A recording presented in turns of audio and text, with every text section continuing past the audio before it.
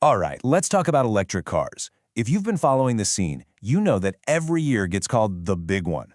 But honestly, 2026, this might actually be it. I mean, we are about to see a massive wave of new releases. And I'm not just talking about the usual players. It feels like every single car brand is finally truly in the game and they are not holding back.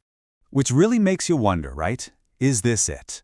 Is 2026 the year that EVs finally grow up? You know, after all the hype, the sky-high prices, and, let's be honest, some pretty questionable designs, are we about to see the market hit its stride? All the signs are pointing to a huge, huge shift. Okay, so to really get our heads around what's happening, let's break it down. There are 5 big trends that are shaping everything in the EV world for 2026. Think of these as the major forces driving all the change we're about to see. So what are they? First, you've got bet hedging, where some car makers are kind of playing it safe. Then there's the China factor, which is getting bigger and bigger. We'll also see how Japan gets stuck in, finally jumping in with both feet. And then the two I'm most excited about: the huge move towards small and affordable EVs and a real focus on just making better design.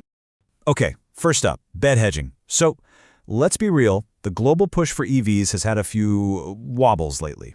And because of that, some car makers are playing it safe. They're not going all in on electric for every single new model. Take Porsche, for example. Their new Boxster and Cayman, they were supposed to be electric only. Now, they're going to have petrol options too. It shows there's a little bit of uncertainty out there, but, and this is a big but, the huge majority of what's coming out is still pure EV. Next up, the China factor. You know, people have been talking about this for a while, but 2026 feels like the year it actually happens in a big way. We're going to see Chinese brands push much harder into markets like the UK. We're talking about the big names you might already know, like BYD, but also a bunch of new, really interesting sub-brands from companies like NIO. And that means a whole new level of competition. Trend number 3. Oh, this is the one a lot of us have been waiting for. Japan is finally getting stuck in. I mean, think about it.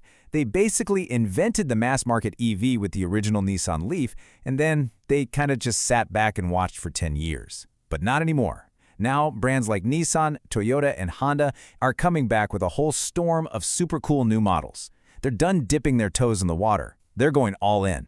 Okay, now for what I think is the single most important trend of the year. For what feels like forever, an affordable EV meant you were still shelling out something like £30,000. That's about to change. In 2026, the real fight, the new battleground, is that £20,000 to £25,000 mark. We're finally talking about electric cars that normal people can actually afford. And trend number 5? It's simple. Electric cars are just getting better, more interesting.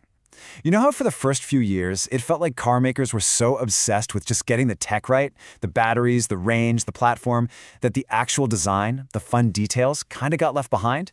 Well, that's over. Looking at what's coming in 2026, it feels like cars are about to get really exciting again. Okay, let's circle back to that 4th trend, the affordable EV. Because honestly, this one needs its own moment in the spotlight. This isn't just some small adjustment. We're talking about the single biggest shift happening in the EV market this year, and it's the one that's going to affect pretty much everyone.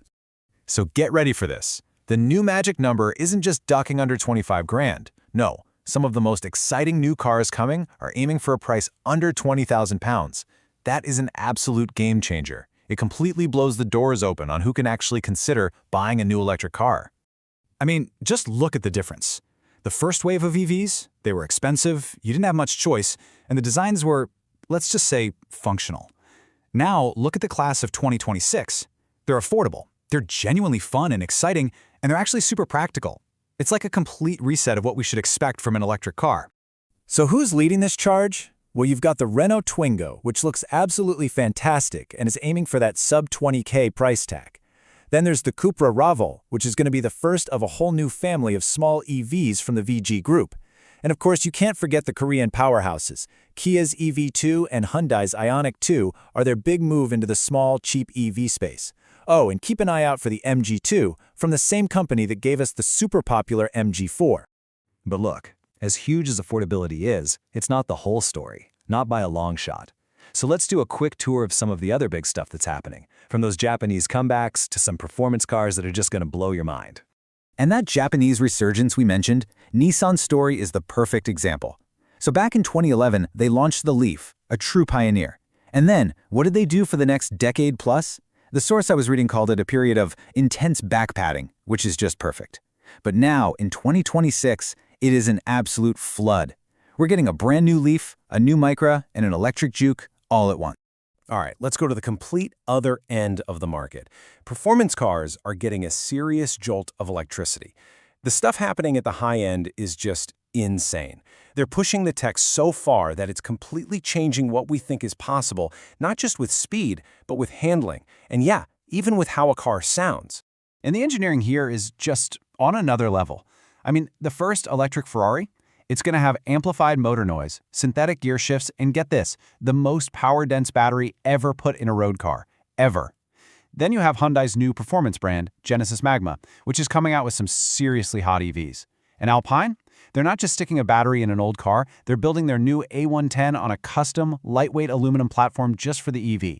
This is seriously impressive stuff. Okay, now for what might be my favorite story of 2026. It's summed up by this, let's just say, very blunt quote from one of the articles I read. See, after taking a lot of heat for its first few electric cars, Volkswagen is apparently going through what is being called the unshittening. And this is exactly what that means in practice. You know those early ID cars? They actually drove pretty well, but living with them could be a nightmare. All that cheap-feeling plastic, those terrible touch-sensitive controls, ugh. Well, the new cars, like the upcoming ID Polo, are a complete U-turn. We're talking real physical buttons, nice materials you actually want to touch, and no more of that awful scratch-prone piano black plastic. It is a massive, massive win for just using your car. So, okay, we've talked about the big trends, the new lower prices, a ton of new cars. But what does all of this actually mean for you? If you're thinking about buying a car in the next couple of years, what's the bottom line? Let's boil this whole EV explosion down to the key takeaways. Here's the deal for 2026. First, you're getting way more choice. I mean, a massive expansion of models, sizes, and prices. Second, you're getting better prices. The fact that you can get an EV for under 25 grand is huge. Third, the designs are just smarter. The cars are more practical, they're more interesting to look at, and they're less annoying to use. And maybe the best part? With every single brand now in the game, the competition is going to be fierce. And when they compete, you, the buyer, are the one who wins. And that really brings us to the final question, doesn't it?